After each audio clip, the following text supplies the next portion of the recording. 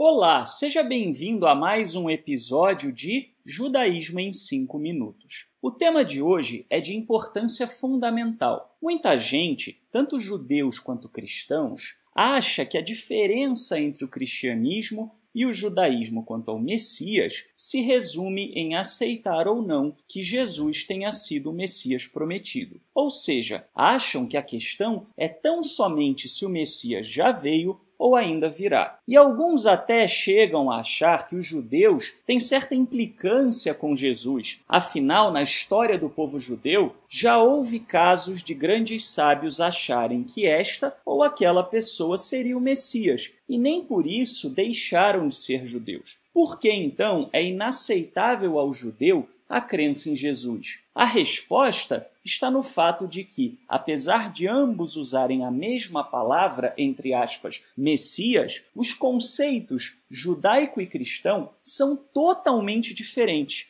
Vamos então agora conhecer a diferença entre eles. Para o cristianismo, o Messias é uma divindade. Para a maioria dos cristãos, seria o próprio Criador encarnado. Para alguns outros, uma divindade de status menor. Para o judaísmo, porém, o Messias é apenas um ser humano comum, descendente do rei Davi, que governará Israel. O judaísmo não admite a ideia do eterno encarnar ou de poder ser dividido, ou ainda da existência de outras divindades, mesmo que menores. Para o cristianismo, o Messias é um mediador entre o Criador e os homens, e o único caminho para se chegar a ele. Para o judaísmo, a ideia de um mediador entre o eterno e nós também é incompatível, pois esse conceito fere os fundamentos do monoteísmo judaico. Além disso, o judaísmo entende que para que o ser humano chegue ao Criador, basta ser monoteísta e respeitar as leis fundamentais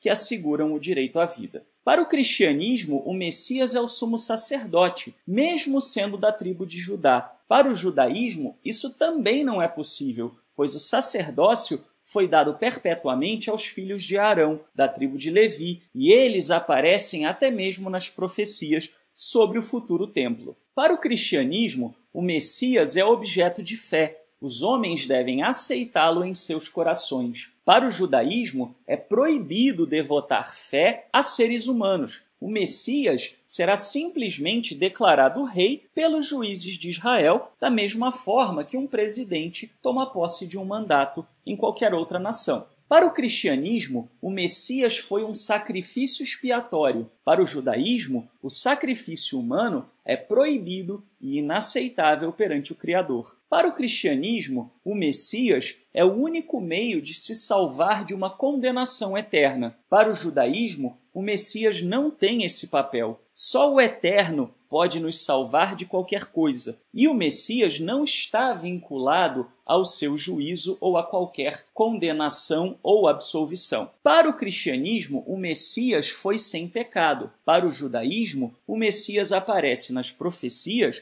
oferecendo sacrifício pelo seu próprio pecado, pois é um homem comum. Para o cristianismo, o Messias vive e viverá para sempre. Para o judaísmo, o Messias terá descendentes e morrerá como qualquer outro homem. Para o cristianismo, o Messias não cumpriu determinadas profecias porque fará isso em sua segunda vinda. Para o judaísmo, se uma pessoa deixa de cumprir nem que seja uma profecia, é considerado, na melhor das hipóteses, um governante comum. O Messias prometido deve cumprir absolutamente todas as profecias que se referem ao seu advento. Conclusão: como é possível observar, a divergência é muito mais profunda do que simplesmente uma questão de identidade. O próprio conceito de Messias no cristianismo é muito diferente do conceito de Messias no judaísmo, e ambos são irreconciliáveis. Pode haver diálogo, amizade